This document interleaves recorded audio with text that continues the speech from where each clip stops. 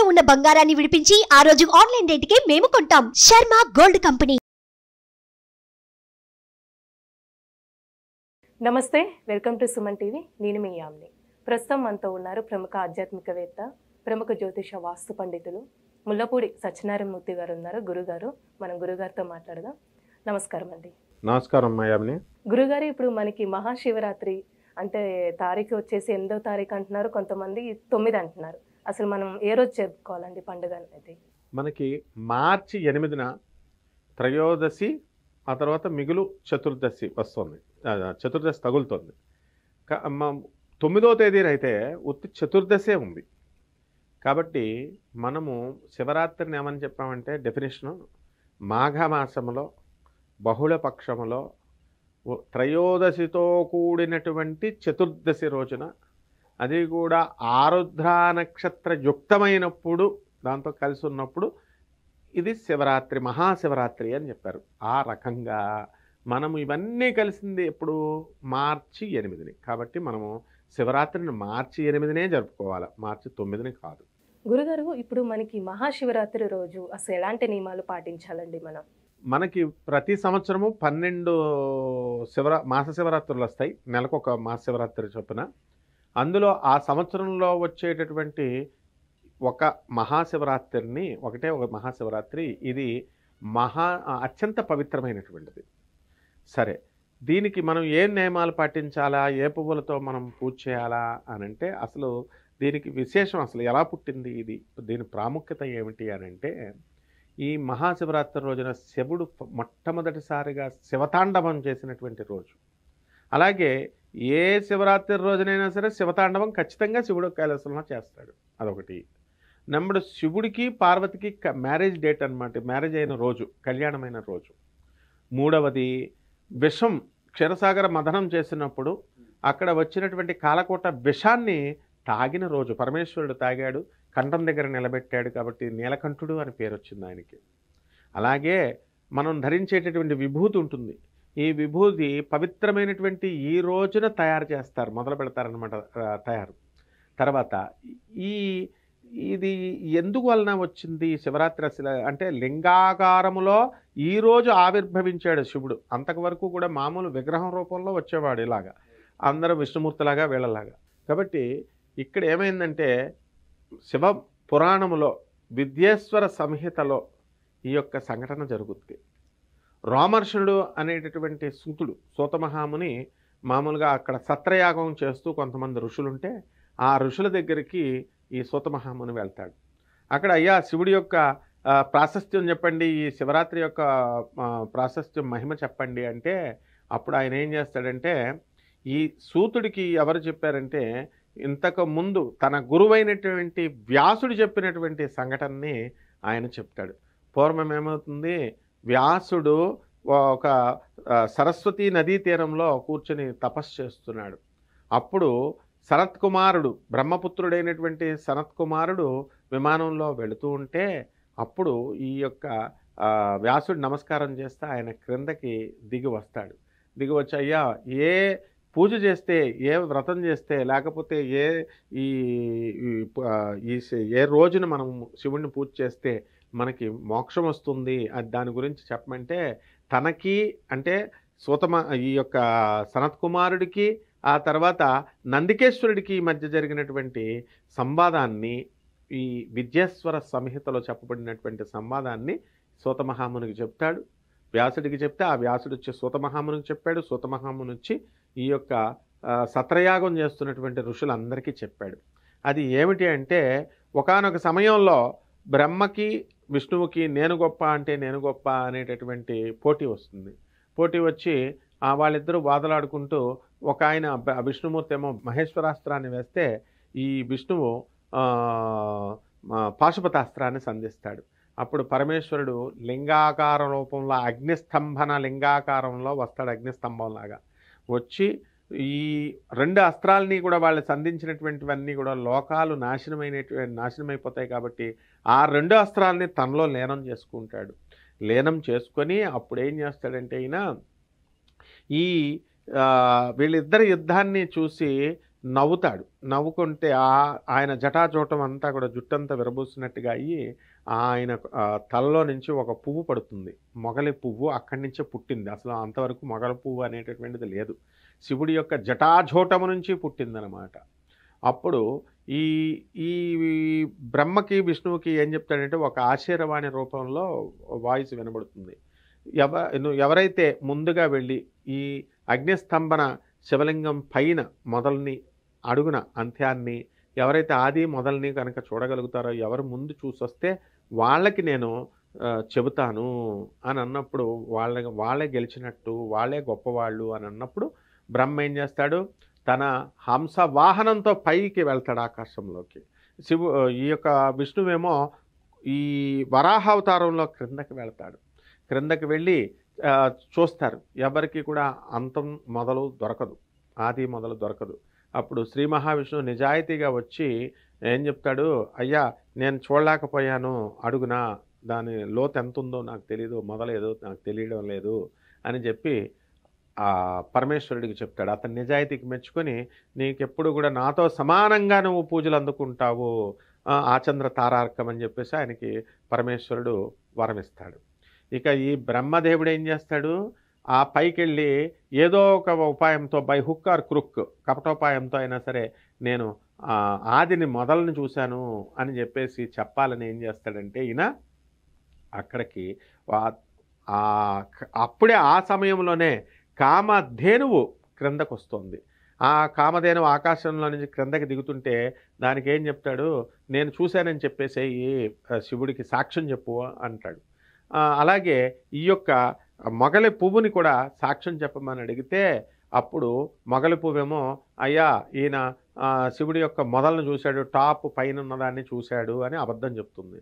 అలాగే ఈ యొక్క కామధేనువు ఏం చెప్పుద్దంటే నే చూశాడు అని చెబుతూ తోకతో వెనక్కి తిరుగుతూ చూడలేదు అని ఇలా వెనక్కి ఇలాగ అంటుంది, అబద్ధం అని చెప్పి అంటుంది. దానివల్ల ఏమైంది, చక్కగా ఈ యొక్క శివుడు ఏం చేస్తాడు, మొగలి పువ్వుని శపిస్తాడు, నువ్వు పూజలకు పనికిరావు అని చెప్పి. అలాగే ఈ యొక్క ఆవుకి కామధేనువుకి ఏం చెప్తాడంటే నువ్వు తలతో నిజం చూశానని చెప్పావు కాబట్టి నీ తలను చూస్తే ఇది పాపము అని చెబుతాడు.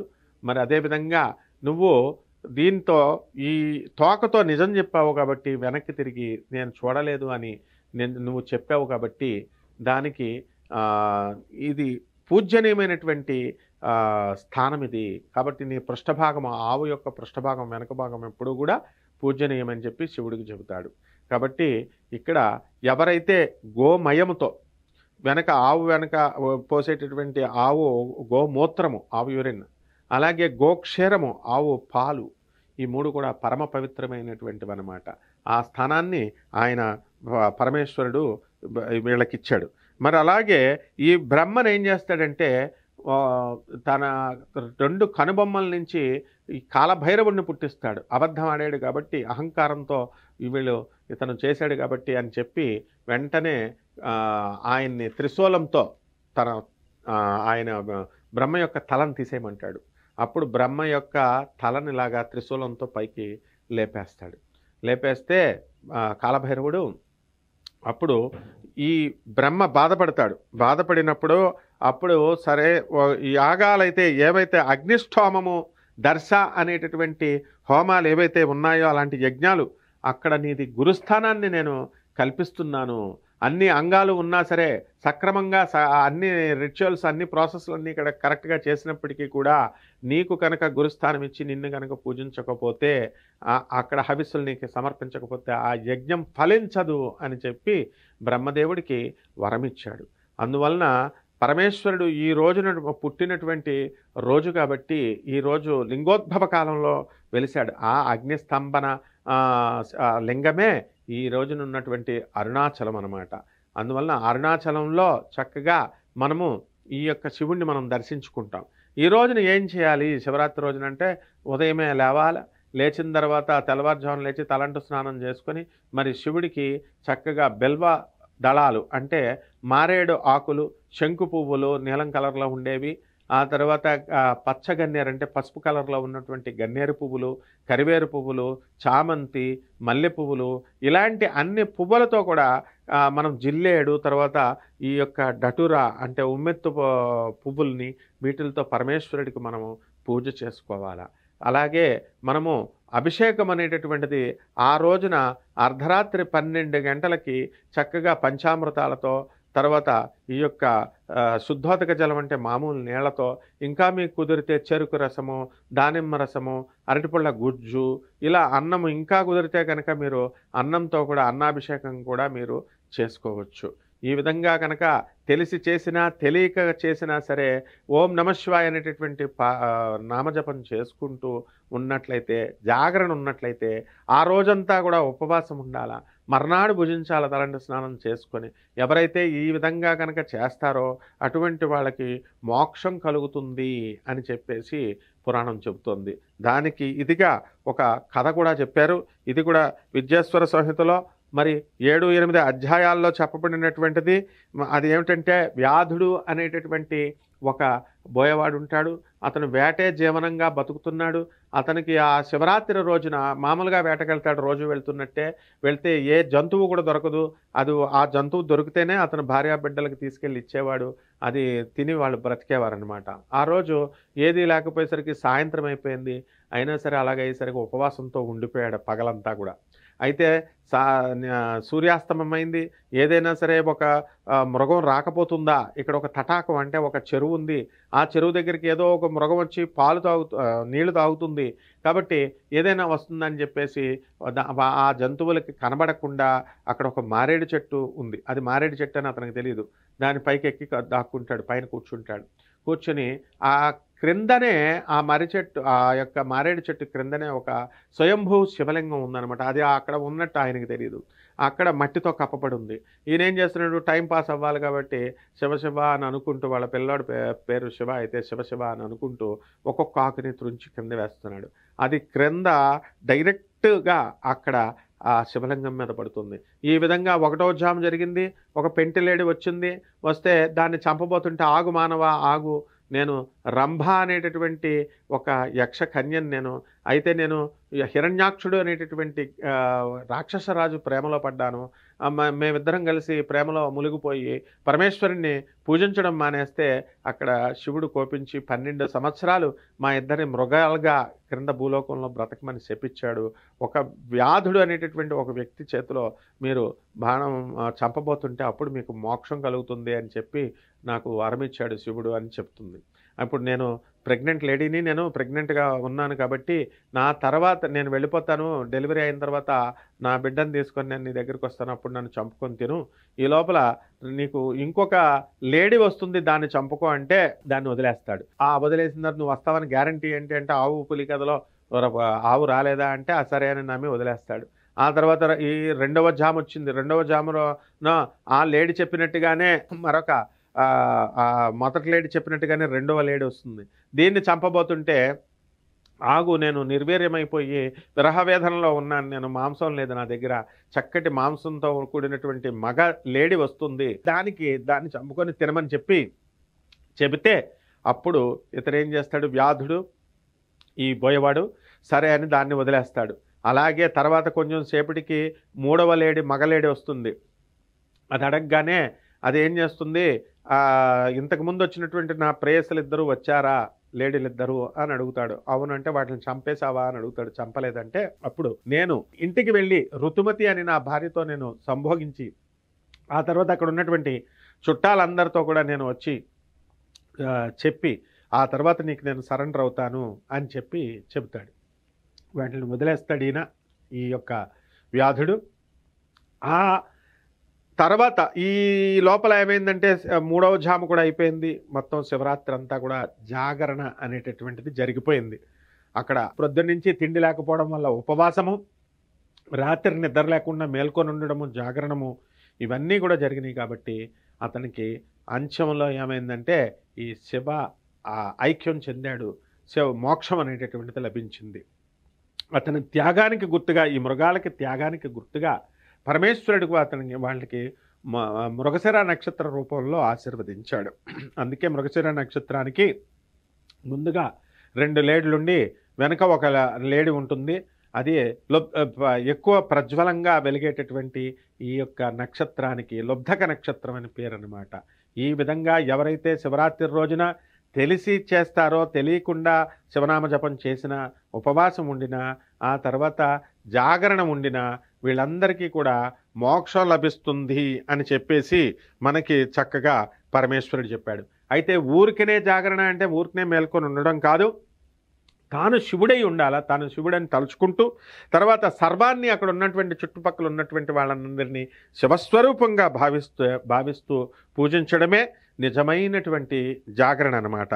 అలాగే మనకి శివ పూజలో సాయుధ్యము, ఆ తర్వాత శివ భజనలో సామీప్యము, ఆ తర్వాత శివభక్తులతో అందరితో కూడా కూడి ఉండి శివ విషయాలన్నీ కూడా ప్రసంగిస్తూ ఉండడం వల్ల సాలోక్యము, అలాగే శివధ్యానం చేయడం వల్ల సారూప్యము అనేటటువంటి 4 సిద్ధిస్తాయి అని చెప్పి జగద్గురు ఆదిశంకరాచార్యులు వారు చెప్పారు.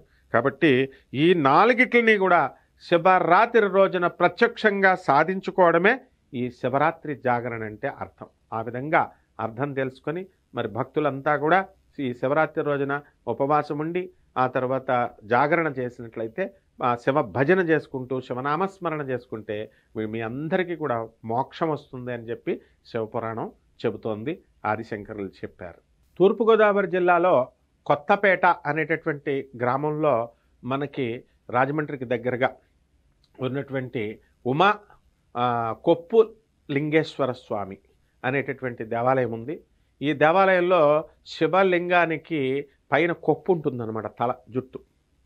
దానికి సంబంధించి శివరాత్రి రోజున ఆ గుడిలో బ్రహ్మాండంగా పూజలు పునస్కారాలు చేస్తారు.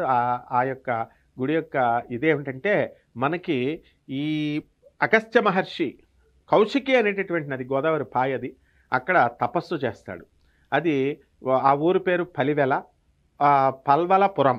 అసలు అగస్త్యుడి కాలంలో అదే కాలక్రమేణా పలివెల అయ్యిందనమాట. ఆ పల్వలపురంలో ఏం చేశాడు, అగస్త్యుడు తపస్సు చేస్తూ కైలాసంలో జరుగుతున్నటువంటి శివపార్వతుల కళ్యాణానికి చూడాలనుకుంటాడు, వెళ్ళలేకపోతాడు. అప్పుడు దివ్య దృష్టితో ఆయన ఆ శివపార్వతుల కళ్యాణాన్ని చూస్తాడు. చూస్తే శివపార్వతులు వాళ్ళ ఇద్దరికి అగస్త్యుడికి ప్రత్యక్షం అవుతాడు. ప్రత్యక్షమైతే అప్పుడు ఆయన ఏం చేస్తాడమ్మా, మిగతా దేవాలయాలన్నిటిలో కూడా 2 పీఠాలు ఉంటాయి. ఒకదాని మీద శివుడు వెలిస్తే పక్క పీఠంలో మనకి పార్వతీదేవి ఉంటుంది. కానీ ఇక్కడ దేవాలయంలో అగస్త్యుడు ఏమడుగుతాడు, ఒకే పీఠం మీద మీరిద్దరూ వెలవండి అని అంటే అప్పుడు ఆ స్వామివారు శివపార్వతులు ఇద్దరు కూడా ఒకే పీఠంలో పూజలు అందుకునేటటువంటి ప్రపంచంలో ఏకైక ప్లేసు ఈ పలివెల అనమాట. అక్కడ ఈ జుట్టు అనేటటువంటిది ఎలా వచ్చింది అనే దానికి ఒక కథ ఉంది. అక్కడ ఏం జరుగుతుందంటే అక్కడ ఈ ఉమా రామలింగేశ్వర స్వామి కొప్పలింగేశ్వర స్వామిని పూజ చేస్తున్నటువంటి పూజారి కొన్ని బ్యాడ్ హ్యాబిట్స్ ఉంటాయి, చెడ్డ అలవాట్లు ఉన్నాయి. ఇది ఆ ఊర్లో ఉన్నటువంటి ప్రజలందరికీ కూడా తెలుసు అనమాట. ఆయన ఒక వేశ్య దగ్గరికి వెళుతూ ఈ శివుడి కోసం చేసేటటువంటి గంధము, పువ్వులు ఇవన్నీ కూడా వేశ్యకిస్తూ ఉండేవాడు.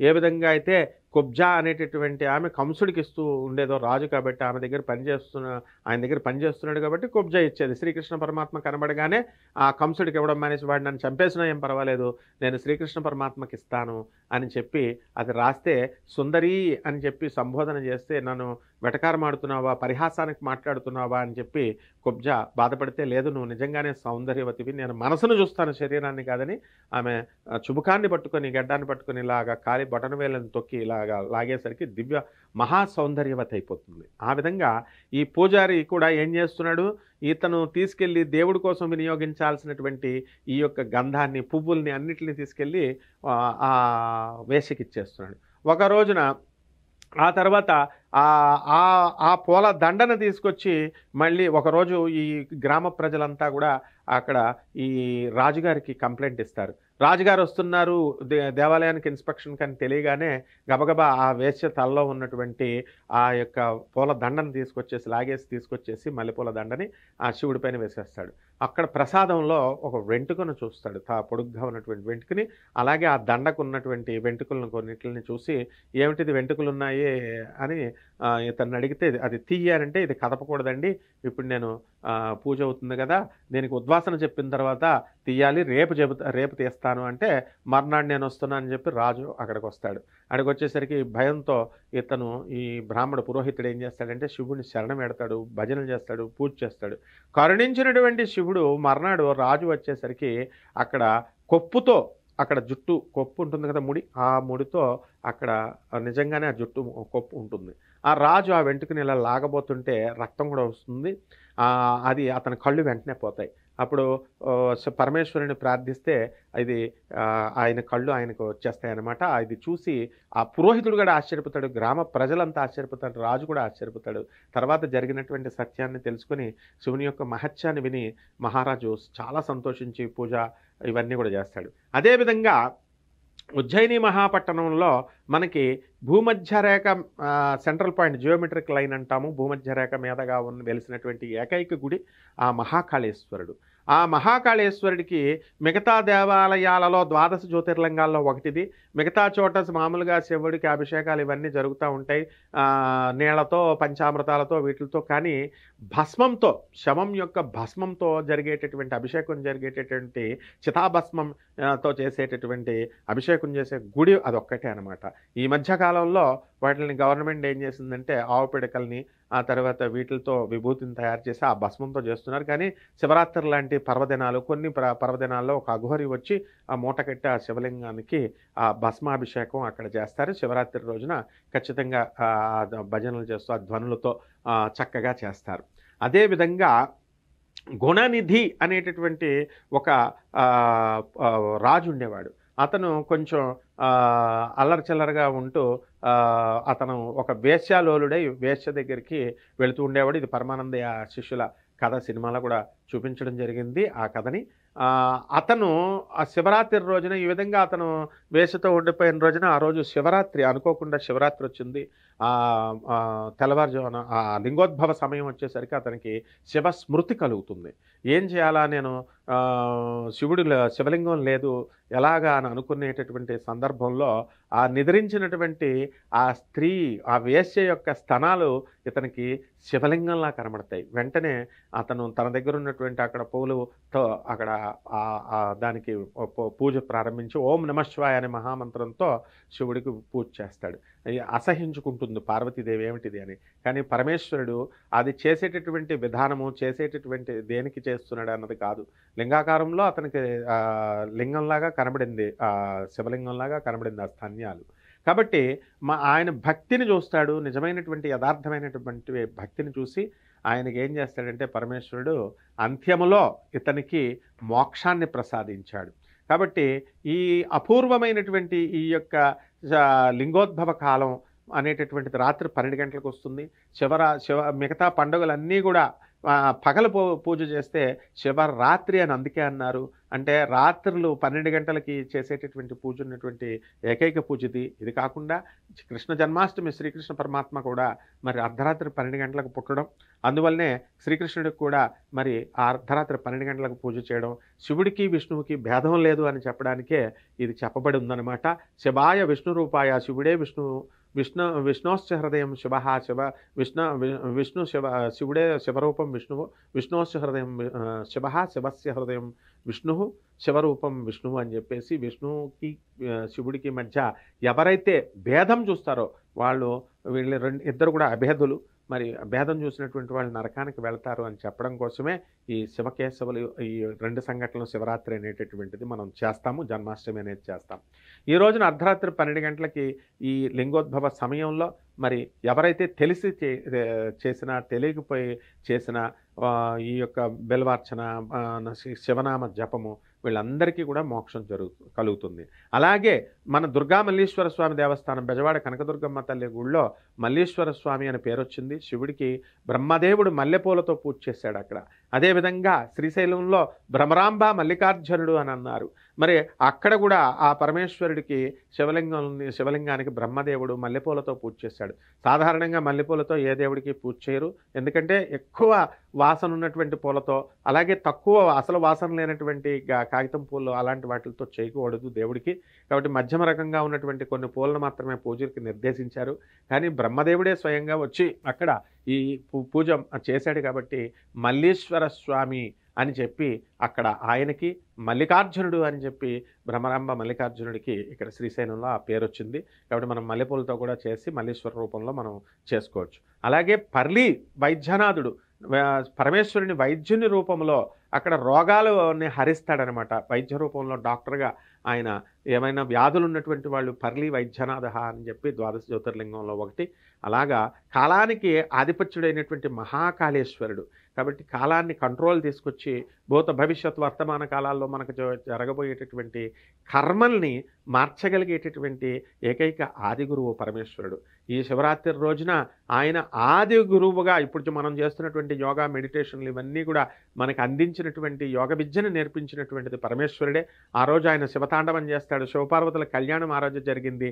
ఆ తర్వాత హాలాహల సేవనం క్షీరసాగర మదనం చేసినప్పుడు పుట్టినటువంటి కాలకూట విషాన్ని ఆయన ఆ రోజే తాగాడు. అలాగే ఎవరైతే ఈ యొక్క విభూతిని తయారు చేస్తారో ఆ రోజున ఆవు పిడకలది ఇది మంచి తిథి, ఇది మంచి టైము అని చెప్పి ఆ రోజునే శివరాత్రి రోజునే చేస్తారు. కాబట్టి భక్తులందరూ కూడా అన్ని ద్వాదశ జ్యోతిర్లింగాల్లో కూడా ఈ గుళ్ళ దగ్గర ఈ యొక్క పూజలు అనేటటువంటి వైభవంగా జరుగుతాయి. మరి కేసరగుట్ట ఇలాంటి ప్లేసుల్లో కూడా కిక్కిరిసినటువంటి జనంతో భక్తులు వస్తారు. భక్తులకు ముఖ్యంగా మనం ఏమిటంటే ఎక్కడ శివరాత్రి రోజున ఆ శివాలయాలు మాత్రమే దర్శనం చేసుకోవాలనేటువంటి భ్రమ నుంచి బయటకు రండి. శివుడికి విష్ణువుకి ఇద్దరికీ కూడా ఏమీ భేదం లేదు. ఖాళీగా ఉంటాయి విష్ణు దేవాలయాలు ఆ రోజు.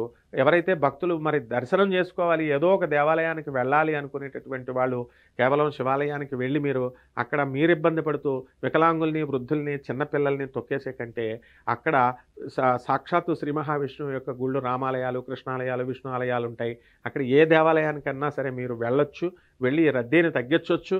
చక్కగా అప్పుడు ఖాళీగా ఉంటాయి కాబట్టి మీకు కూడా సునాయాసంగా ఉంటుంది. మరి భక్తులందరికీ కూడా భక్తులకి, ఇతర శివభక్తులకి అడ్డు రాకుండా వాళ్ళకి అనుకూలంగా మనము ప్రవర్తించడం, వాళ్ళకి అవకాశాన్ని కల్పించడం, ఈ వెళ్ళే వాళ్ళని వెళ్ళనివ్వండి, వాళ్ళకి అవకాశం కల్పించడం వల్ల మనం ఆ పోటీలో నుంచి విత్డ్రా అయ్యి విష్ణాలయాలకు వెళ్ళి చేయడం వల్ల వాళ్ళకంటే అధికమైనటువంటి ఫలితం మనకు వస్తుంది. శివకేశవులిద్దరూ కూడా ఇద్దరూ ఒకటే తత్వం అంతా కూడా విష్ణుతత్వం, శివతత్వం ఒకటే. కాబట్టి మెటాఫిజిక్స్ని ఇందులో ఉన్నటువంటి ఇన్నర్ సిగ్నిఫికెన్స్ని, స్పిరిచువాలిటీలో ఉన్నటువంటి ఇన్నర్ సిగ్నిఫికెన్స్ని, సూక్ష్మ రహస్యాలని అర్థం చేసుకున్నప్పుడు మాత్రమే మనకి మోక్షం వస్తుంది. అంతేగాని కేవలం శివాలయాలకి పొలవమని వెళుతూ మిగతా వాళ్ళకి ఇబ్బంది పెట్టడం కాదు. కాబట్టి భక్తులందరూ కూడా ఈ శివరాత్రి పండుగను జాగ్రత్తగా చేసుకోండి. చక్కగా మీ అందరికీ కూడా మోక్షము, ఇహపర సుఖాలన్నీ లభిస్తాయి. గురుగారు, మహాశివరాత్రి గురించి చాలా చక్కగా తెలియజేశారండి. ధన్యవాదాలు. ధన్యవాదాలమ్మా.